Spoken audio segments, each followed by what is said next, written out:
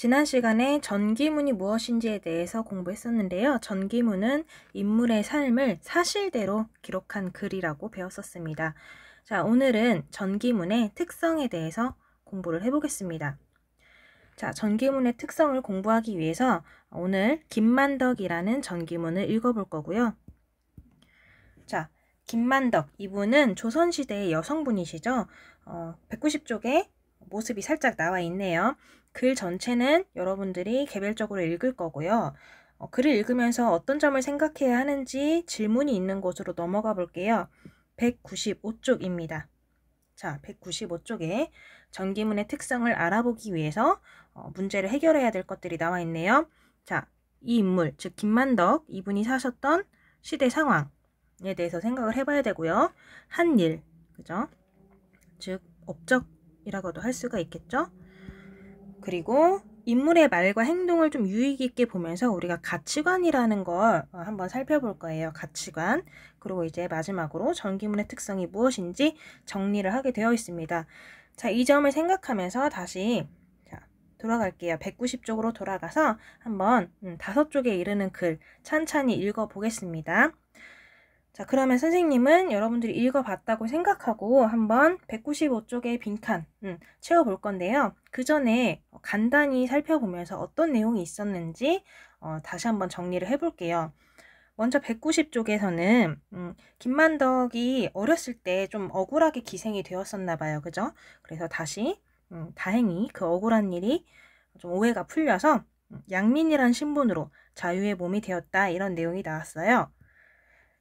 자, 옆 페이지를 보면 191쪽에는 이제 언제 어디에서 태어났고, 그죠? 이때 제주도에서 태어나신 분입니다. 제주도. 그리고 이때 이제 커서는 장사를 시작했다는 내용이 나와요. 그죠? 네, 장사를 시작했다는 그런 내용인데 여기 보면은 19번째 줄에 장사를 시작하면서 3가지 원칙을 지켰다. 그래서 그냥 이익을 막 추구하는 그런 장사꾼이 아니라 나름의 원칙을 가지고 그런 장사를 하신 분이었습니다. 자, 그래서 이런 원칙을 지키면서 하다 보니까 부자가 되었어요. 제주도에서 유명한 부자가 되었는데 오히려 더 절약하면서 검소한 생활을 했다고 알려져 있습니다. 자, 그리고 이렇게 말했어요. 항상 이렇게 말했어요. 195쪽에도 나와 있는 그 말이에요. 그렇죠? 자, 그런데 1790년부터 4년 동안 흉년이 계속됐습니다. 흉년이 계속되었는데 다행히 다음 해에는 농사가 잘 되었어요. 자, 다음해 이듬해는 다음해죠. 농사가 잘 되었는데 하필 태풍이 몰려와서 풍년이 될 뻔한 그런 수확을 하지 못한 거죠. 그죠? 그래서 제주도 사람들이 꼼짝없이 굶어 죽을 지경에 이르렀습니다. 자, 이런 상황이 되었어요. 그리고 제주 목사는 조정에 임금님께 좀 도와달라고 도움을 요청하죠. 자, 그랬는데 도움을 요청해서 임금님은 곡식을 실은 배를 제주도로 보냈는데 그 배마저 태풍 때문에 가라앉아 버립니다. 그러니까 그 나라에서 도와주는 그 식량마저도 오지 못한 거예요. 제주도로. 그래서 굶어 죽게 생겼어요. 그래서 김만덕은 이렇게 생각을 하죠. 생각한 부분. 그리고 행동한 거. 전 재산을 들여서 육지에서 곡식을 사오게 합니다. 그리고 굶주린 사람들에게 나누어 주십시오. 해서 이런 한 일이 나오죠. 그 모습을 보고 제주 목사도 이렇게 양반도 아닌 상인이 이런 일을 하다니 훌륭하다. 어진 사람이다. 라고 놀랐고 제주도 사람들도 이 김만덕을 굉장히 칭찬했다. 라는 내용이었어요. 자, 그 일이 그래서 조정, 임금님께도 들어가게 됩니다. 임금님 귀에도 들어갑니다. 그래서 김만덕 소원이 무엇인지 들어주려고 하세요. 소원 들어주겠다. 그래서 소원을 물으니까 임금님 모습을 한번 뵙고 싶고 금강산 구경을 하고 싶다라고 해서 그렇게 했다는 그 소원을 들어줬다는 이야기입니다. 자, 한번 빈칸을 같이 채워볼게요. 자, 먼저 인물이 살았던 시대의 상황. 자, 조선시대라고 처음에도 선생님이 이야기를 했는데요. 이 조선시대에는 양반과 양민에 대한 어떤 차별이 있었습니다. 자, 양반, 양민 이러한 말들을 뭐라고 하죠? 이러한 말들을 신분이라고 하죠. 현재는 없지만 조선시대에는 양반, 양민. 그리고 처음 쪽에 페이지에 기생으로 지냈다고 나왔었잖아요. 억울하게. 그죠? 그거는 이제 양민보다 더 아래 신분인 천민이죠. 그죠? 그리고 이때부터 4년 동안 흉년이 들었는데 좀 이듬해 수학, 다음에는 풍년일 수도 있었지만 태풍 때문에 큰 피해를 입었다. 자, 이런 상황에서 김만덕이 이렇게 흉년이 들어서 굶어 죽을 위기에 처했을 때 어떻게 했는지 자 써볼게요. 어떻게 했는지 몇 쪽에서 참고를 할 수 있냐면 아까 표시를 했는데요. 다시 돌아가 볼까요? 자, 193쪽 참고하면 될 것 같아요. 선생님이 이렇게 표시한 이 부분. 사람들이 위기에 처했을 때 어떻게 했다. 먼저 써볼게요. 어떻게 했다고 정리할까요? 요약해보면 자신의 전 재산으로 곡식을 사서 굶주린 사람들에게 나누어 준 거죠. 자, 그렇게 써볼게요.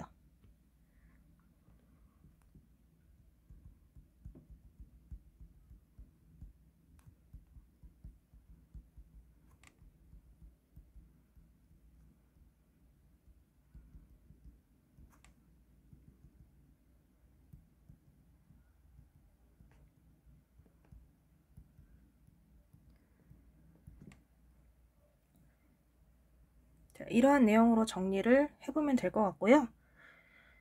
자, 선생님이 이 말과 행동에도 밑줄을 쳤었어요. 방금 전 봤던 193쪽에서. 자, 항상 부자가 되었는데도, 장사를 해서 부자가 되었는데도 항상 검소하게 살면서 이렇게 더욱 절약을 해야 돼.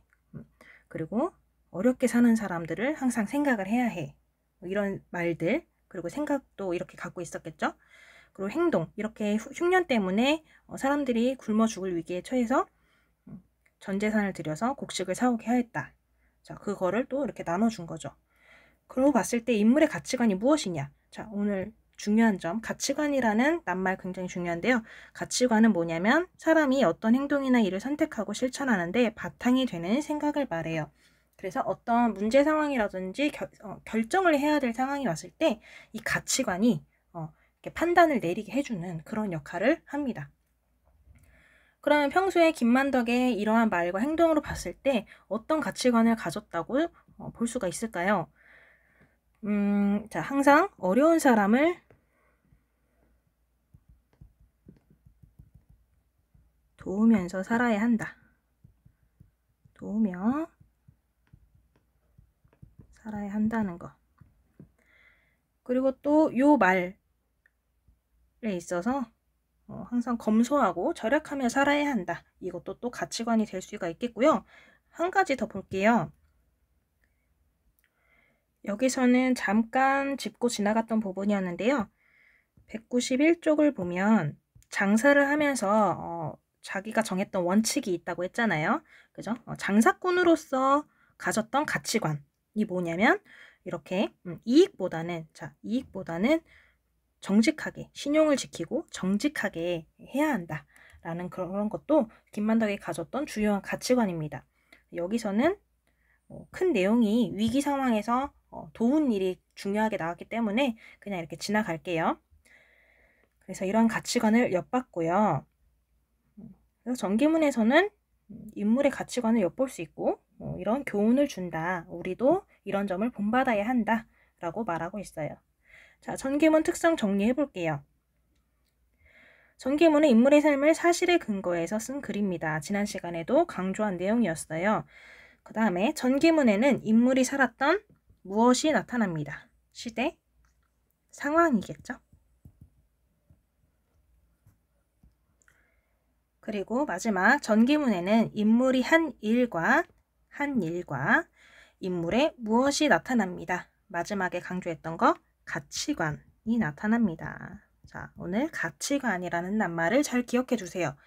이렇게 전기문의 특성을 정리해 봤는데요. 전기문의 특성을 잘 기억하고 다음 시간에는 이 전기문의 특성을 생각하면서 또 다른 인물의 전기문을 읽어보도록 하겠습니다.